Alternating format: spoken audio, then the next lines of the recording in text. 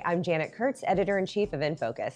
And I'm Madeline Bradford, the Associate Editor of InFocus. And we're back this week with another episode of In Good Company, your inside glimpse into Nashville's social scene. So we have had a fantastic week. We really have, I know, and it's a great way to kind of end the season, you know? It absolutely is. There was just so much boom, boom, boom, and it just was a glorious, glorious week. It was really go, go, go, so much fun. I do think the social season is catching up to me a little bit because I have a nice raspy voice today, but I have some tea here and I'm excited to talk about some amazing events. Let's do it. Well, let's dive in. Yeah, I'm gonna kick it off with Daystar's Evening in December, which was the 36th annual of their biggest fundraising event of the year. And it really brought some nice holiday warmth to a very otherwise cold and dreary evening. And since 1985, the organization has offered mental health support to families on a sliding scale. And their mantra is to never turn away a family based on an inability to pay, which is so important. And the leadership team really emphasized that the need for therapy is greater than ever, especially for children, adolescents, and young adults. Sure. Anxiety affects 1 in 4 children, and suicide is the second leading cause of childhood death. Oh, wow. So the event really raised funds and awareness for this issue, which was so important, but they also did so in a very gracious way. And it was very fun and engaging for the crowd. Yeah. There was delicious food by the Loveless Cafe, featuring their famous biscuits, of course. And there were lots of musical performances by Daystar supporters like Don Schlitz, Blessing of Four, Joy Williams, Vince Gill, and the Lipscomb Gospel Choir. And the whole crowd was so into it, and it was really lovely to see. Oh, that sounds like a beautiful evening. It really was. I know we've covered it several years, but it just seems like they're doing such good work over there. Absolutely, and it's their biggest fundraiser of the year, so it was great to see the crowd show up for the cause. Oh, that's fantastic. Well, good. Well, I had the opportunity, as I have the last 3 years in a row, to join a large group of gentlemen for breakfast this Saturday. And how was that? It was wonderful. It was really a great group. It's Gordon Inman and Chris Holmes get together and have the gentleman's breakfast each year. And it really is just camaraderie on display. And I mean that in the way that, like, there may be people who are on opposite sides of the political aisle. For that breakfast, they come together and visit and have fun and share stories and jokes, and everyone just comes together to have fun. There are mimosas and Bloody Marys, and then a wonderful Christmas tradition of sausage balls, and Kristen Winston does the catering, so they are just incredible, which I don't know how she does it. She is a caterer for Symphony Ball that night. But she starts off the day with this breakfast. She's amazing. That's astonishing. Yes, it is incredible. But you had such a busy Saturday because you covered the breakfast and then had your glam appointment for Symphony Ball, and then obviously that was the main event later that night. It was. It's a fun day, full of adrenaline, but it's a great day. For the breakfast, this year they always have a speaker, and this year it was former Governor Bill Haslam, and he is such a great speaker. You know, he has that wonderful podcast with former Governor Phil Bredesen, and I just think that they do such a good job. So he's a wonderful speaker, and this was no different. He shared stories of life after politics and how, you know, when you're governor, everybody wants to talk to you, and you know, afterwards, not everybody's quite as interested in talking to you as much, but he did have a group of students who shared that he was, in fact, their grandparents' favorite politician. So I'm sure that was an interesting conversation for him, but he did talk about just like how this time of year is really special, and that while there are times of darkness like right now, there is also light, and the light outshines the darkness. And it was a really beautiful way to end his speech. So it's such an important reminder for the end of the year as we wrap up. That's right. So anyway, that was fantastic. It was a lot of fun, as always, and there were a lot of people in the room who were sharing that this was the best one yet. So that's amazing. I think that speaks volumes, especially this was the 27th. So, you know, to have people who are there each year coming back and to say this is the best one yet, speaks volumes. Incredible. Yes, exactly. Now, we're just going to take a break before we start to talk about our Symphony Ball coverage. There is still time for that last-minute shopping, and stylist Michael Mott has this beautiful pop-up at Gus Meyer. and we visited with him to share some beautiful gifts to put under the tree this year. Hi, I'm Janet Kurtz, Editor-in-Chief of In Focus, and I'm here with stylist Michael Mott at Gus Meyer, where he has a wonderful pop-up. So why don't you tell us a little bit about it and how this hall came to be? Absolutely. So yes, as Janet was saying, I have a pop-up here at Gus Meyer for the holidays. It's called Magazine, a holiday pop-up by myself. And the name is actually, it's store in French. It's also an homage to Magazine Street in New Orleans, where I'm from. So I chose to collaborate with Gus Meyer to do this because of its tie to New Orleans, its foundation originating there in the 1900s. And it was, me sort of coming home in my new home of Nashville. So it was just seemed like the perfect place for me to do something for the holidays. I really wanted to work with brands that were sort of in their second evolution or their rebirth. And a lot of these brands are the next generation of what they were doing before in the industry, except they're being much more thoughtful in their practices of sustainability and ethics of work practice and production. And we also have jewelry here at Magazine, and the featured brand is Lionheart. It's a brand by two sisters from Copenhagen, but now they live in New York, and it's about celebrating oneself, sort of symbolism of celestial and uniqueness and sort of a Braveheart spirit. So it's also taking a Scandinavian minimalism, mixing it with New York eclecticism. So it's, again, just about individuality and celebrating the self through jewelry. Now, how long will you be here at Gus Meyer? The pop-up is until December 31st. Okay. So until the new year. So perfect ideas for things to go under the tree or for yourself. Well, Michael, thank you so much for walking us through this incredible collection. Absolutely. As he said, the collection runs through December 31st, so be sure to come over to Gus Meyer to check it out. Happy shopping. Well, thank you to Michael and to Gus Meyer, and there are some beautiful pieces that I may have to go back for. That's a stunning pop-up. When we were both filming that, Janet was like, okay, Madeline, take my credit card. Like, don't let me buy anything. Because there were so many pieces you had your eye on. Yes, it is a danger. So yes, but anyway, so much fun. So thank you, Michael. All right, it's time to talk about Symphony Ball.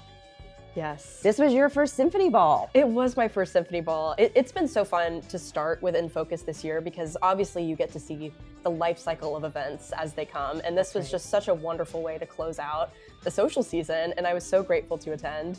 Well, I have to say, first off, congratulations to Grace O and Sarah Ingram, who were the co-chairs this year, who just hit it out of the park.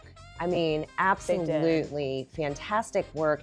And we have talked about this before, but they exceeded the revenue budgeted goal and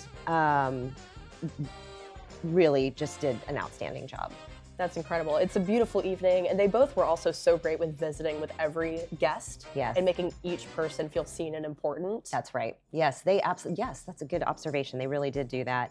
Now, we start off with this beautiful reception, and guests in the kind of foyer area before you go into Laura Turner Concert Hall. And I know they were passing these wonderful hors d'oeuvres, again, by Kristen Winston. And what really stood out to me was they were presented on these beautiful trays with little lamps and branded cocktail napkins to relate back to the Symphony Ball. And event planner Bruce Pittman is very into experiential event design, and he really knocked it out of the park.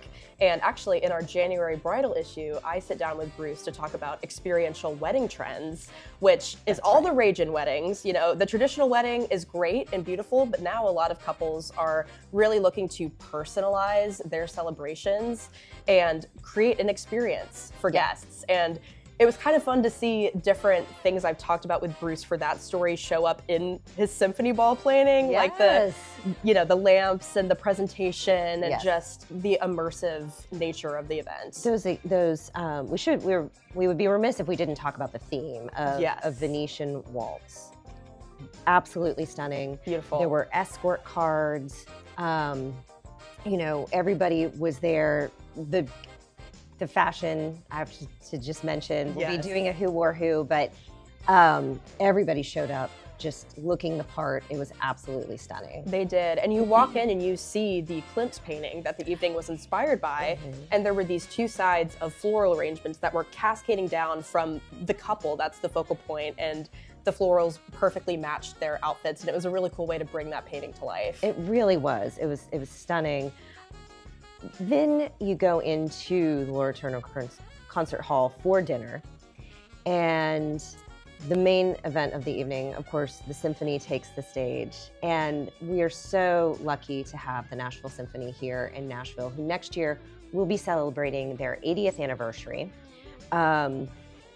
They performed, which was just always magical. It's fantastic. And then this year, we actually had 2 Harmony Award winners. And the first Harmony Award winner was given at the 1986 Symphony Ball. So we'll be celebrating 40 years of that next year. But this year, the Harmony Award winner, the Grand Ole Opry, was represented on stage by Riders in the Sky.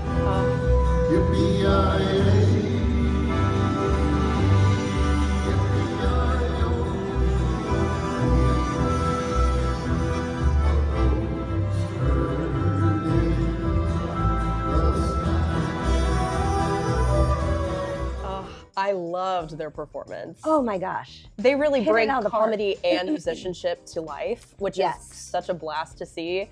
And the yodeling Yes. was so impressive. It really was. And I mean, I could have listened to them perform for hours. Yeah, I just had a big grin on my face the whole time. When That's right. Same. I know. We were right beside each other, so we were just like over the moon about this performance. It really was outstanding. And I think for anybody who, you know, can appreciate the fact that this was truly, in any performance art, but in this specific case, it was a once-in-a-lifetime event. Absolutely. You know, it really was so special.